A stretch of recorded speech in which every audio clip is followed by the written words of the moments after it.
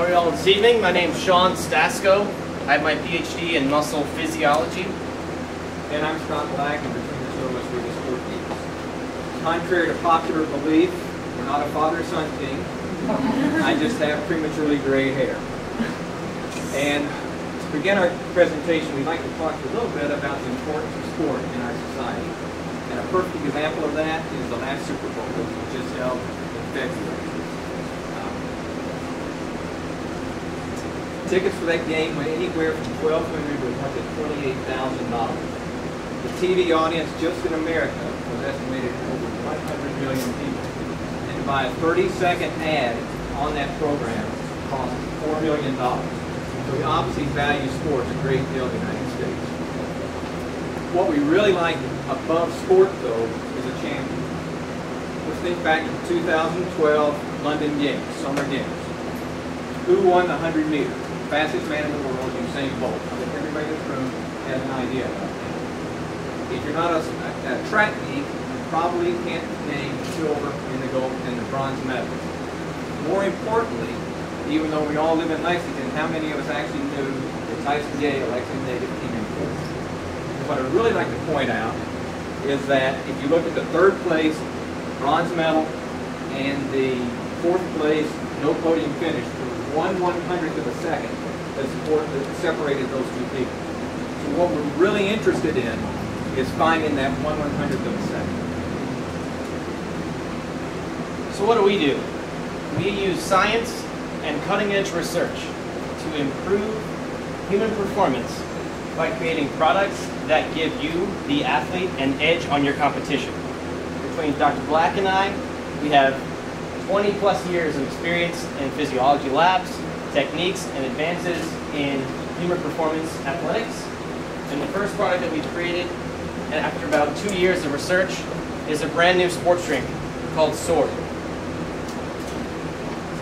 Now you may ask, a sports drink, why not just water? What's wrong with water? And the simple answer to a complex question is water is not fuel. You cannot start a fire with water. Water doesn't provide you fuel, it doesn't find you that 1/100th of a second. So you probably ask, well, this is not a new issue. In fact, you're right. The prototype for a sports drink was created back in the 70s. Gatorade is the product that was created out of that prototype back in 1972 at the University of Florida. And over the past 40 years, Gatorade has garnished quite a soft spot in the heart of Americans and people around the world. And last year they were to garnish $3.3 billion in sales in sports drinks alone. So clearly, people who are athletes are looking for that edge and want that 0.01 second to enhance their performance. And how are we going to compete with Gatorade? Very simply, it's focus. We're going to really work the urban triangle, Lexington, Louisville, and Cincinnati. Plenty of customers in that location, and we feel like we can directly influence each one of those people.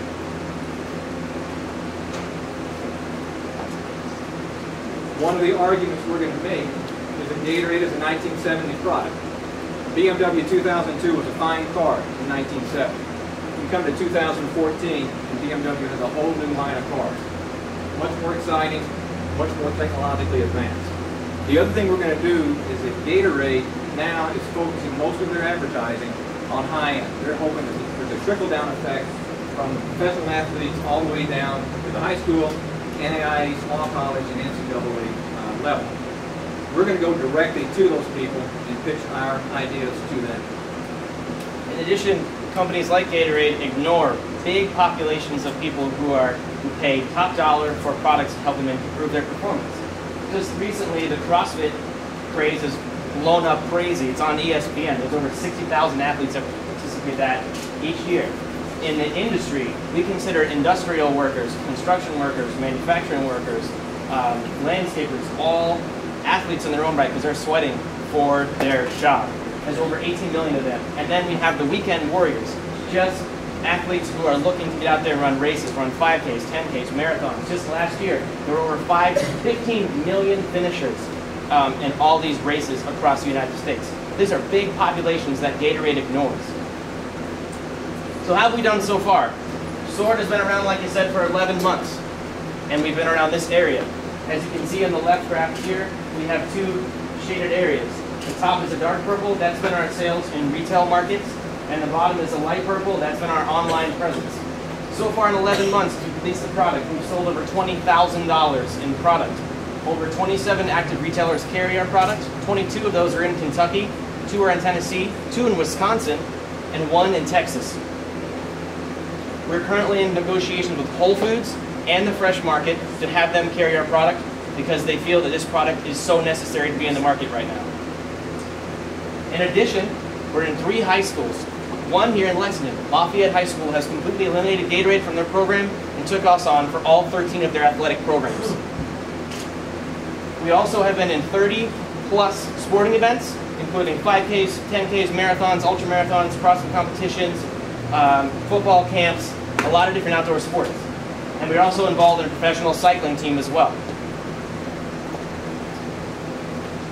So what's next? In the short term, we're going to release a second flavor called Berry, already created. It'll be around 3 weeks, we'll have it out into the public.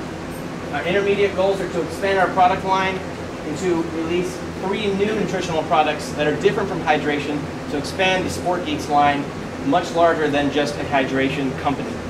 Even further than that, we want to go well beyond nutrition and be an internationally recognized sports industry leader with training facilities across the United States, delivering high-end training to athletes and multiple lines of products. So with that, we'll take any questions.